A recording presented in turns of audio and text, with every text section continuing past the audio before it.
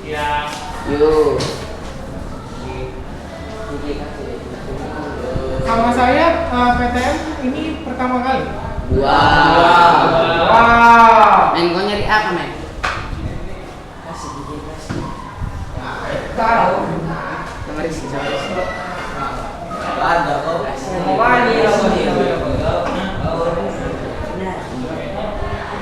Aku nggak mau lagi.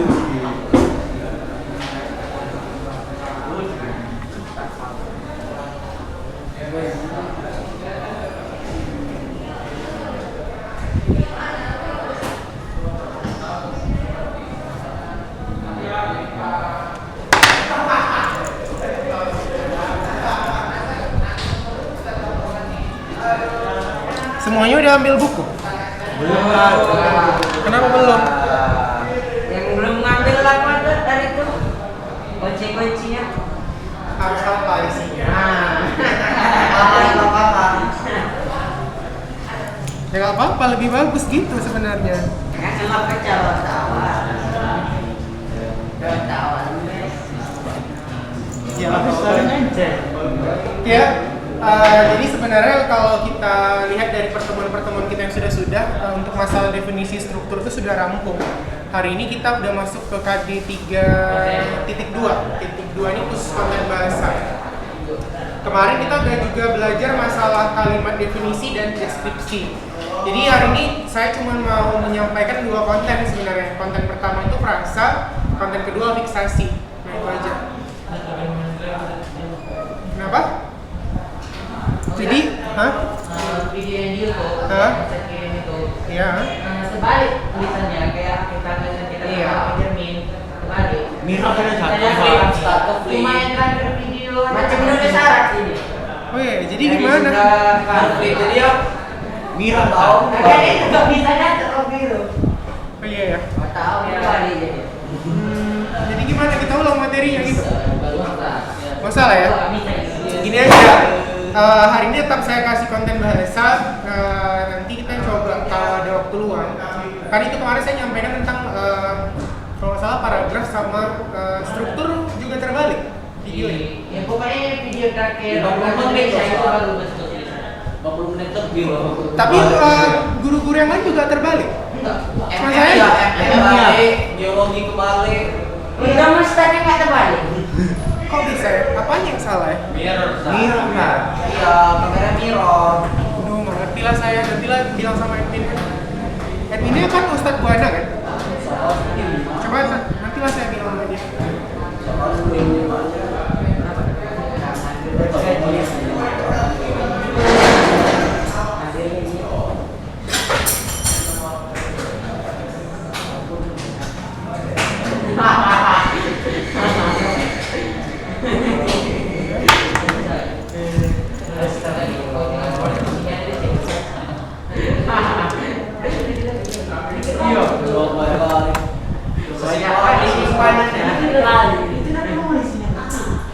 Kayak konten kebahasaan itu sebenarnya adalah ciri yang muncul ketika kita melihat sebuah teks gitu. Artinya dari teks yang panjang, lebar, tinggi, yang memuatkan itu sebenarnya bisa dilihat sedikit-sedikit aja sih, 1-2 kalimat itu sudah mencerminkan purpose of the text-nya gitu. Jadi kalau belajar bahasa Inggris atau bahasa Indonesia itu sebenarnya ada keyword-nya supaya kita nggak perlu baca semua teks. Jadi kemarin juga saya tentang ide pokok saya kasih keywordnya gimana supaya kita menentukan ide pokok, misalnya paragrafnya panjang, itu tinggal lihat awal akhir. Ketika nampak ciri-ciri dia kalimat penjelas, maka itu sudah pasti bukan ide pokok. Dan itu nanti ada kaitannya sama soal-soal di tes potensi skolastik. Gimana sih caranya supaya soal-soal start yang 30 detik itu bisa dikerjakan? Pada faktanya soal yang 30 detik katanya itu kalau kita kerjakan normal harusnya 2 menit paling sedikit gitu. Tapi ternyata ada teknik kerjanya. Nah, konten kebahasaan juga demikian gitu ya. Hari ini kita akan belajar tentang frasa. Pernah dengar frasa nggak? Pernah. Apa itu? Dengar aja. Barusan saya ngomong. Enggak. Pernah. Frasa umum. Yang pernah frasa. Iya. Nah, frasa itu adalah sesuatu yang di atas kata tingkatannya. Jadi bahasa itu ada kata, frasa, klausa, kalimat, wacana, paragraf. Jadi frasa itu adalah tingkatan kedua Jadi namanya orang-orang bilang ini kelompok kata. Namanya udah kelompok, namanya kelompok pasti lebih dari satu ya. Nah, maka syarat si frasa tadi minimal satu pola, terus dia terdiri dari dua kata bermakna denotasi. Denotasi makna apa? Yang sebenarnya. Kalau konotasi dia makna yang kiasan gitu. Kalau kiasan nanti ada juga gabungan dua kata kiasan. Contoh kambing hitam. Kambingnya nggak hitam sebenarnya, pink gitu kan. Kan gitu ya. Jadi kambing hitam itu adalah orang jahat. Kambing gitu. Atau tangan panjang. Tangannya nggak panjang tapi dia pencuri. Nah, makanya saya batasi di sini adalah bermakna denotasi atau yang sebenarnya. Contoh Budi memiliki, ada orang di sini namanya Budi. Asep yang besar. Memiliki rumah besar. Apa subjeknya di sini? Di apa lagi? Memiliki predikat. Rumah besar apa? Oke. Mana di sini yang satu pola ada dua kata? Rumah. Oke. Berarti rumah besar inilah yang dikatakan sebagai frasanya. Ustaz, ini kan ada juga dua sih, kenapa nggak frasa? Enggak, karena dalam dua kata ini sudah ada dua pola. Sementara catatan tadi dia dua kata tapi wajib satu pola. Gitu dia. Nah, terus dalam distribusi unsurnya, si frasa ini terdiri dari frasa endosentris dengan frasa eksosentris. Endo itu dia punya inti, artinya bisa kita penggal. Kayak ini nih, ada intinya kata benda. Rumah kata benda kan? Ya. Budi memiliki rumah bisa nggak? Ya. Bisa. Masa Budi nggak boleh punya rumah? Budi memiliki besar bisa nggak? Nggak bisa. Maka rumah ini menjadi intinya. Oke? Nah, kalau eksosentris dia nggak punya inti. Gitu. Bisa ribet nggak? Nah, kalau dia nggak punya inti berarti dia nggak bisa dipenggal. Contoh.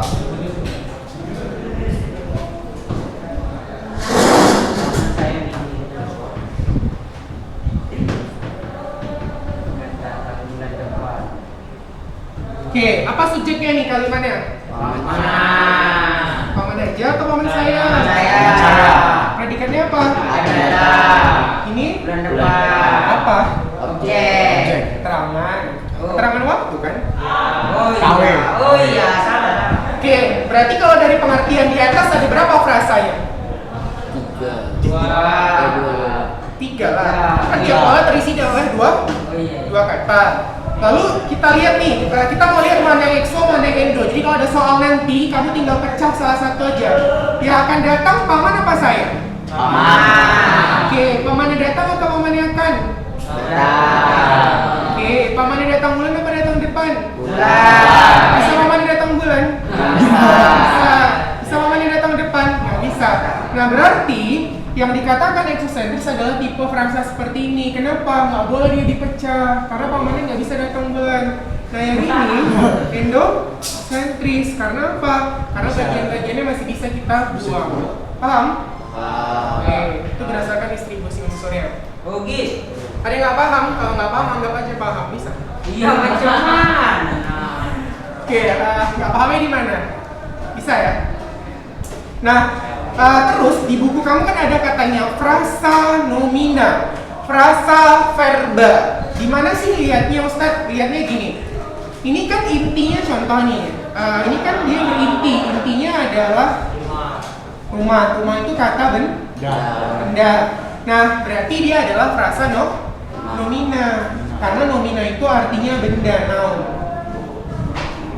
Gitu. Kalau dia verba berarti intinya kata kerja. Contoh nih frasa verba.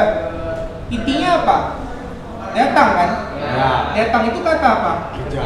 Ya udah, berarti itu frasa verba. Ustaz, kalau bulan depan intinya apa? Nggak punya inti, maka dia disebut frasa keterangan atau frasa adverbia. Adverb. Ustaz, kalau ini paman saya intinya apa? Paman, dia udah sama frasa nomina. Kata benda kan? Paman kata benda nggak? Benda lah pamannya. Masa pamannya abstrak? Oke? Bisa? Itu kalau untuk frasa. Nanti di buku kamu di halaman check your book now. Bahasa Indonesia ini. Kan bilingualisme kata memerintahkan. Halaman berapa? Halaman Tahu aku dapat aku dari bawah. yang ada bukunya pakai handphone, bawa handphone nggak? Boleh lah. Dari sekarang bisa.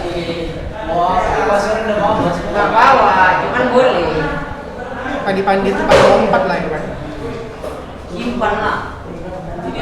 Nggak boleh bawa handphone. Kalau gurunya nggak ibus bisa. Kalau bawa ini boleh, bawa laptop, bawa. Oh iya, bagus. Boleh kan?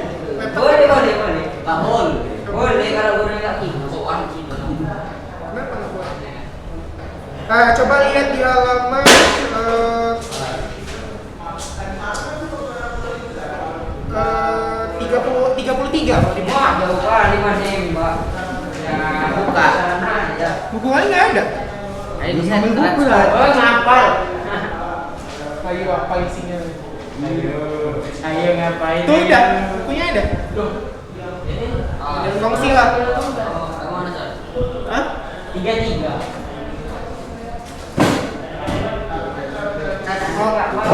Ini mau bahasa Inggris. Anak orang Iya. alasan aja. Udah ada. Nah, jadi di situ katanya kan ada nomor halaman 33 kata dan frasanya. Saat nggak ada tiga-tiganya saya. 18 itu. 18 jadi. Muat nih. Oh iya, bukunya salah cetak itu. Salah cek aku bagus. Udah lah, pakai handphone saya aja. Salah cek. Kayak nggak pernah megang handphone ya, sekali dapat handphone macam ini. Biasa bisa.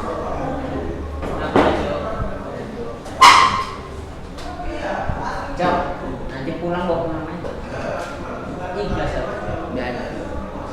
Oke, halaman 33 kalau bisa lihat di situ ada frasanya. Oke, kata dan frasanya kan. Jadi di situ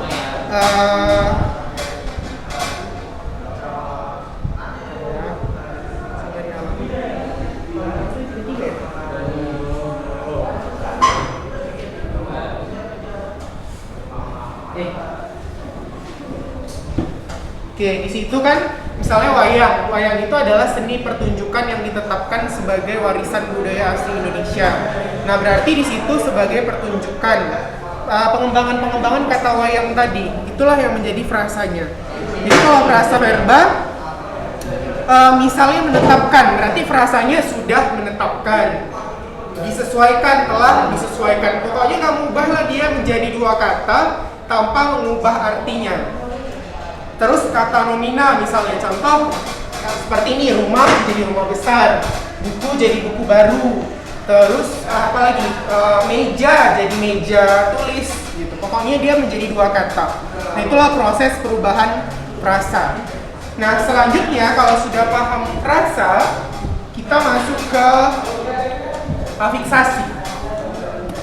Afiksasi itu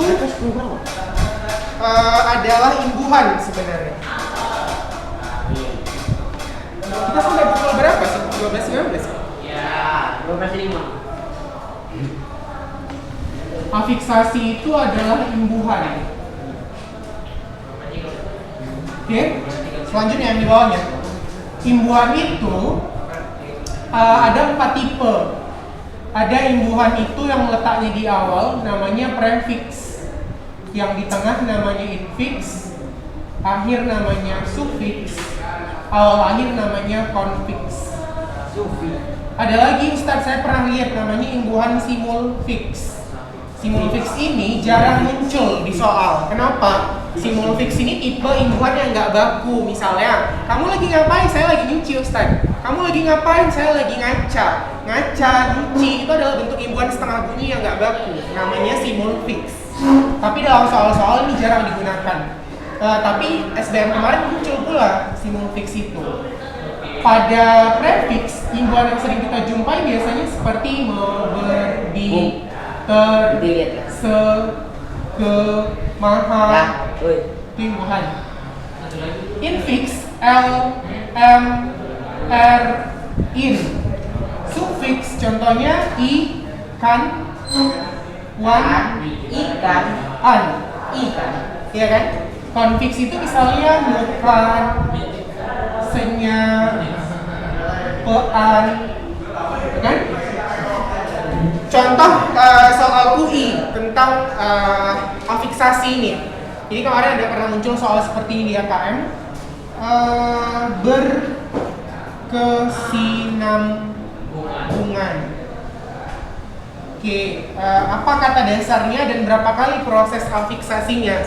Kalau muncul soal seperti ini, maka kita lihat dari sudut terluar. Ini yang di luar apa nih? Beran, ya kan? Berarti yang pertama ada konfiks. Yang kedua dari ke itu berarti prefix.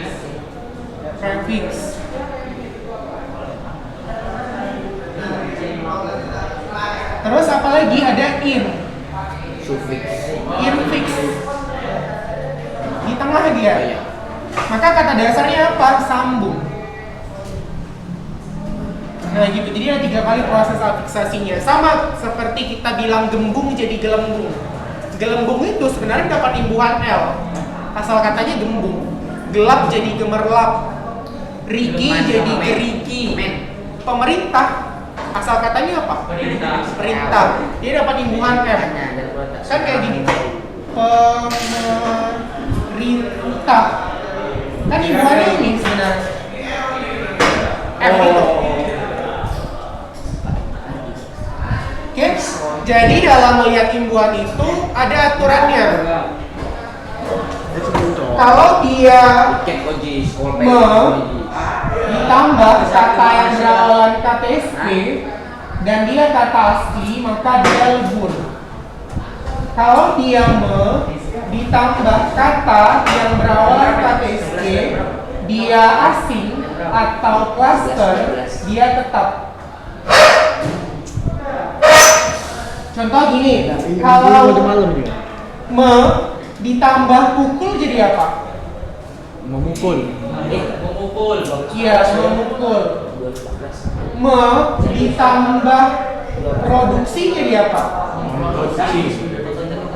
Iya, memproduksi. Kenapa beda cara peleburannya? Kalau yang di atas P-nya hilang kan?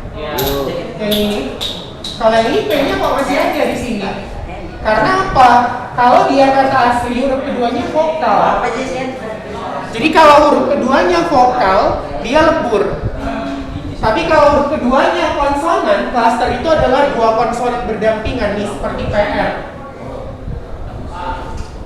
Tambah konsumsi, jadi konsumsi. Kalau tambah kritik, iya, KR dia. Kalau ditambah kail, K-nya hilang. Tambah sapu, ya jadi dia kalau SA, pokoknya huruf keduanya dia vokal, dia lembut. Tambah tarik, Menarik. iya. Jadi dia seperti ini bentuknya. Ini sering muncul di soal. Habis lah. Habis ya? 12.15 sudah. Iya, tuan-tuan. Ya, alhamdulillah akhirnya habis. Alhamdulillah. Udah catat? Belum. Udah lah, ini supaya nanti. Baik kali tinggal pelajaran.